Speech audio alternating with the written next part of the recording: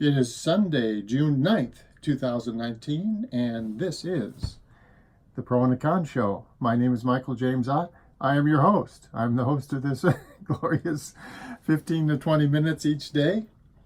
So the intent of the show is to help us talk,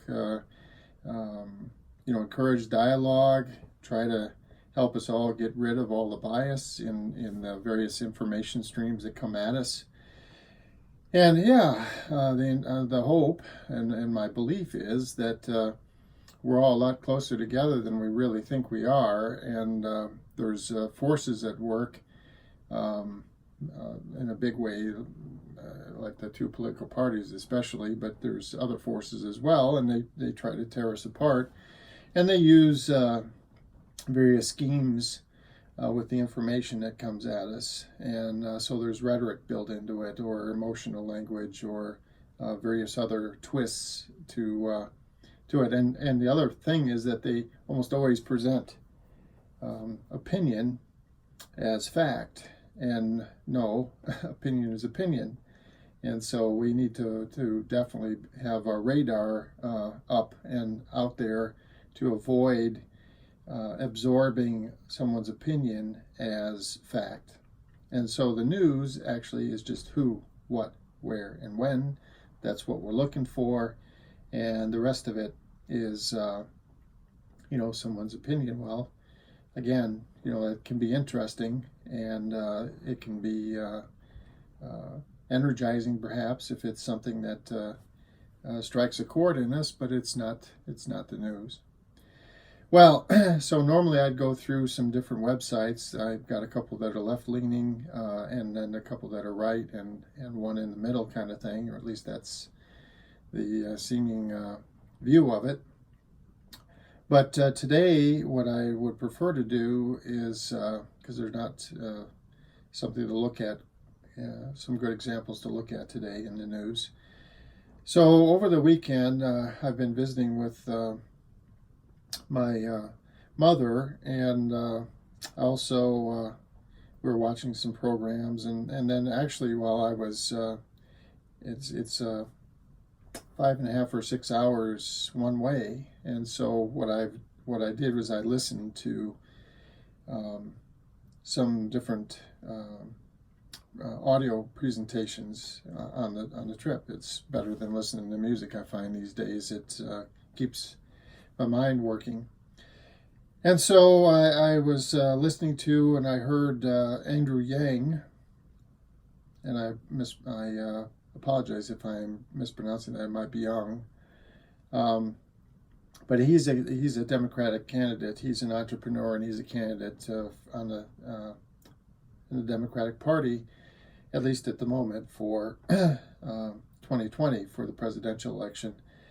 And so he was talking about, on one of the shows I saw him appearing on, he was talking about universal basic income. So this idea that every single person in America will get a check for $1,000 every month from the federal government. And so he was talking about, and so some of the things he's talking about, as far as I can tell, are absolutely true. It's not immigrants that are causing us to have some trouble with jobs, although the unemployment rate right now is quite good, right? But it's the problem is that automation, computers and automation have step by step taken more and more and more jobs, and with as the capabilities of these machines increases, and you and we all know it is increased. It's amazing. I mean, I'm speaking to you on an amazing machine, probably relative to anything that you would have seen 20 years ago. And the capability just keeps going up and up and up. And so even the so-called good jobs now, can be taken by machines. And so, back in the day when we when we stopped planting seed in crop fields on farms by hand and started using tools, and then those tools got better and better, And now to the point where there are many farmers in America. There are much fewer farmers in number, but then the farmers that remain are these like huge industrial farmers, and they have, usually it's like thousands of acres, and they have these machines that are, use GPS systems and computers and stuff, and they go and they plant and everything, and it's pretty much automated. It's amazing, and how much space they can cover. So anyway, going back to Mr. Yang, the point is that it's certainly correct, as far as I can tell, that the real issue is that more and more of our jobs are going to disappear because computers are going to take them over, and so-called good jobs. And then I was also listening to Melinda Gates on a different show, and she was talking about the Gates Foundation and all the work that she and Bill Gates, and of course there's staff people in the Gates Foundation, and they've all been working on all kinds of really good things. Eradicating disease, for example. They're this close. They've been working hard to get rid of polio, for example, with a vaccine. And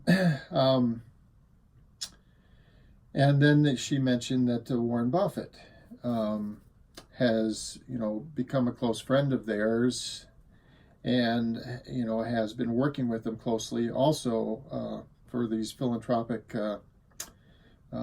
things. And they've spent billions and billions of dollars, and it was all great, and that all is great stuff. But respectfully, honestly, they could be doing better. They could be doing more. And it comes to we need to do things that are addressing the cause instead of the symptoms. So some of the things that they're doing, the Gates Foundation, is addressing the cause. So for example, polio, rather than spend money on hospitals where you treat people that get polio and all the horrible things that happen to those patients that suffer from polio, and treat the symptoms, they are vaccinating people to stop people from getting polio, to stop the transmission of the polio virus, I think it is. Could be wrong about that.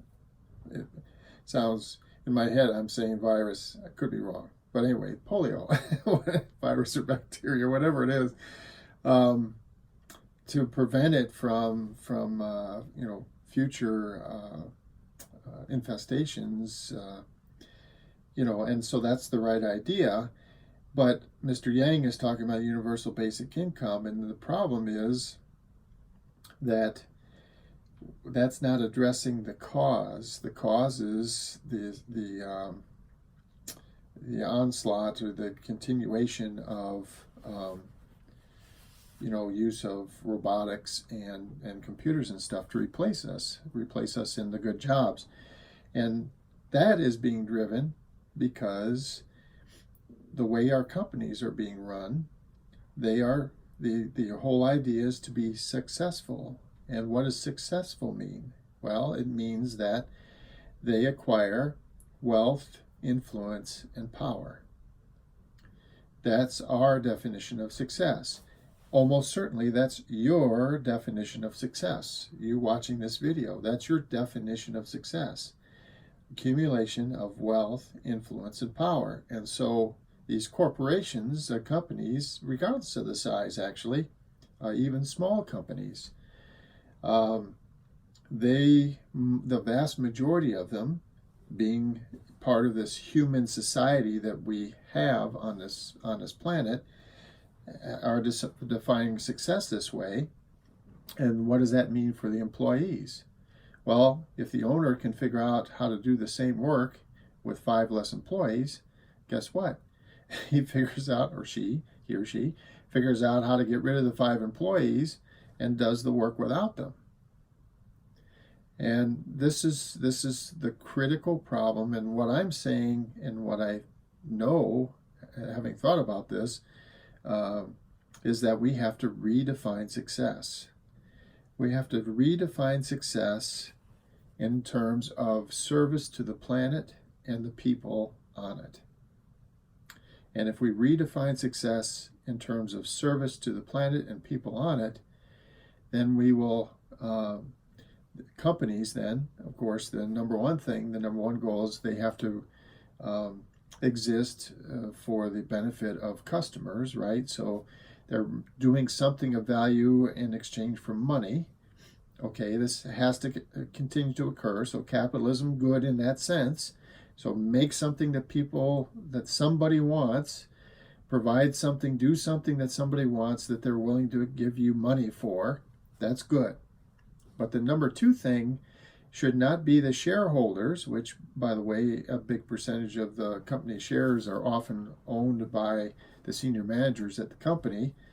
But regardless, even if it's not true, who cares about the shareholders? We got to care about the employees. So number two on every company's list should be, what are we going to do to enhance the lives of the employees?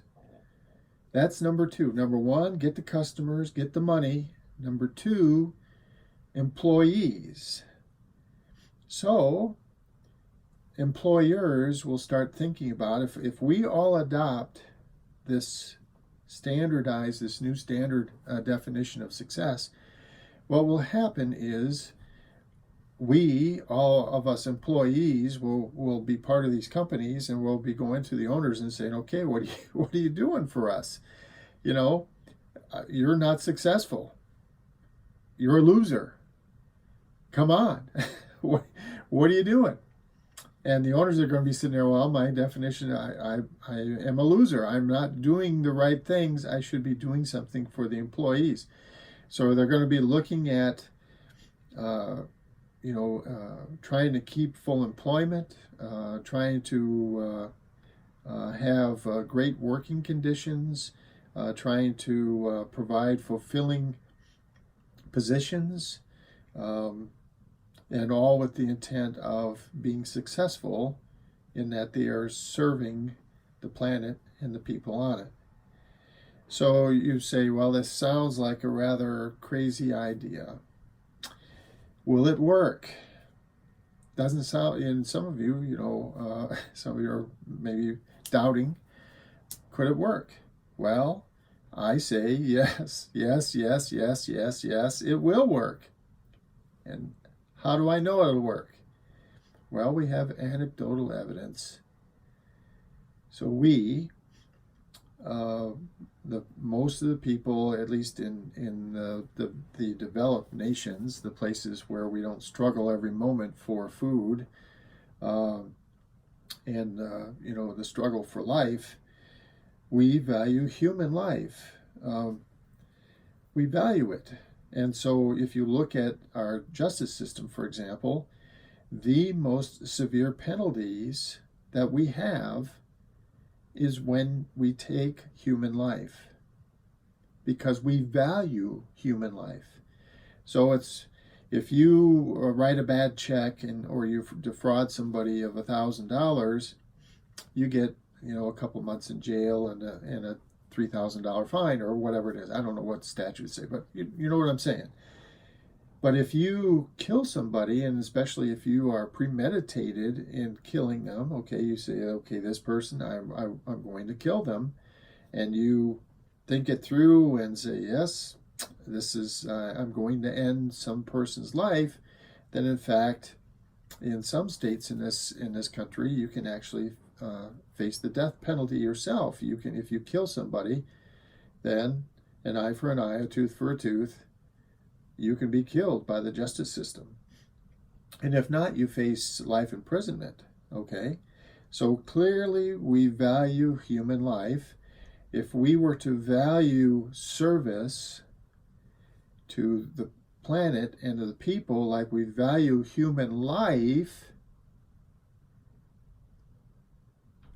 we're going to be very, very, very motivating each other. It's the social norm.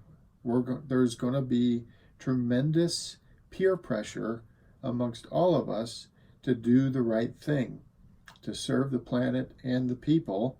And if we start doing those, if we value service anywhere close to what we value human life, then if someone is doing the opposite, if they're badly polluting the world, or causing strife or whatever, then they're going to receive some of the most severe punishments. So if you're doing those things, you receive some of the most positive reinforcement. And if you're doing against those things, you receive some of the most severe punishments, right? And then the whole capitalist system. Okay, capitalism. We value material wealth. We do. Okay, so I have a nice little house. I mean, it's not all that fancy, but it's nice. I like it. Okay, and I've got my little office here in Hudson, Wisconsin, in my little house. And to the extent that this is a nicer place than a much smaller place that isn't as nice, yeah, I'm materialistic. Now, I don't have, although I have had a Porsche. I've had a couple of BMWs in my lifetime. I don't have any of them now, but I have, and because, I was materialistic enough to want to have that. But anyway, the whole point is that because you and I, all of us, at least in this country, the vast majority of us, value material wealth, then we work hard and we support a huge, massive national and global structure of economic development, so that all the things, the fruit we want to eat, and the various machines that we want to buy, and the furniture we want to sit on, and all that stuff can come to us for our material wealth.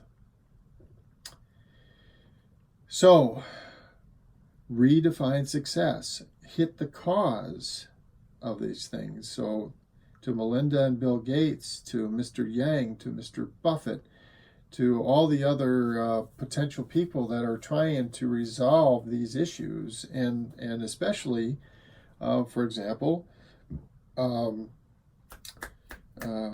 Sanders. He went to a Walmart shareholders meeting, I think it was, again in the last day or two, and he stood up there and said, I want you to increase the minimum wage at Walmart to a living wage, which I think he defines as roughly $15 an hour. And the board of directors voted that down. He was there, so okay, good Bernie, good Mr. Sanders, to try to stand up for your fellow man and say, hey, we've got to get we've got to correct the issue here.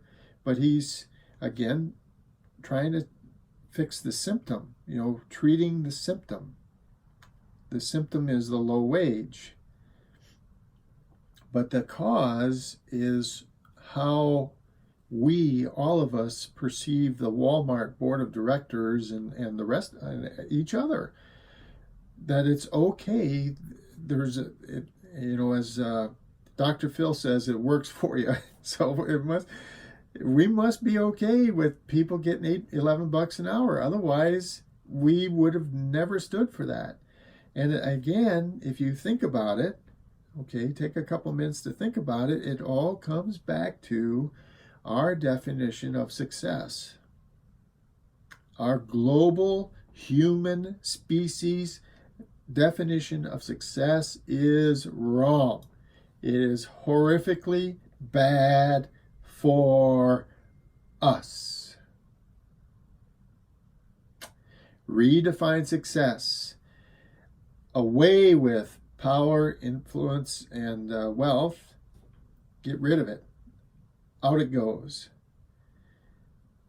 In with service to the planet and the people on it. Okay? redefine success. You can do it. You just simply say, okay, I get it. From this moment on, if I'm going to be successful, what am I doing to serve the planet and the people? If I see somebody in the street, are they successful? I don't know. What are they doing for the planet and the people on the planet? This person driving a fancy car, are they successful? Not because they have a freaking fancy car. What are they doing for the planet and the people on it? I want to know. If you want to say, if you want to be successful in my eyes, you better damn well be doing stuff for the planet and the people on it. I don't care about anything else. And the miracle is all of us we can just adopt that. You don't need permission from your pastor at church. You don't need permission from your parents. You don't need permission from your kids. You don't need permission from your employers. You don't need permission from your spouses. The only permission you need is right here. Redefine success. So I want to just close with, I haven't really covered this in any of the Pro and Con Show videos up to this point, but I am offering to serve as president of these United States, actually. I'm not really running per se, I'm offering to serve. I hope if you think about that, you'll understand the difference. If not, maybe I'll cover that on a future show. But I am committed to serving. I am committed to serving the people of this country. And if by some way, by the election, I am voted into the office, you can count on me. And you say, all right, talk to me about this. Well, the question is not whether I exist. It's not whether other people like me exist. Here I am in flesh and bone, right here. The question is not whether I will serve you well. As sure as there is a nose on your face and air on this planet to breathe, I will.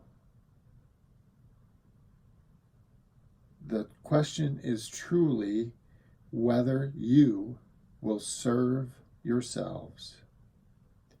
And only you possess the answer to this most important of questions. This has been the Pro and Con Show for Sunday, June 9th. Thanks for watching. I look forward to presenting and discussing things with you again in the future. And, well, bye for now.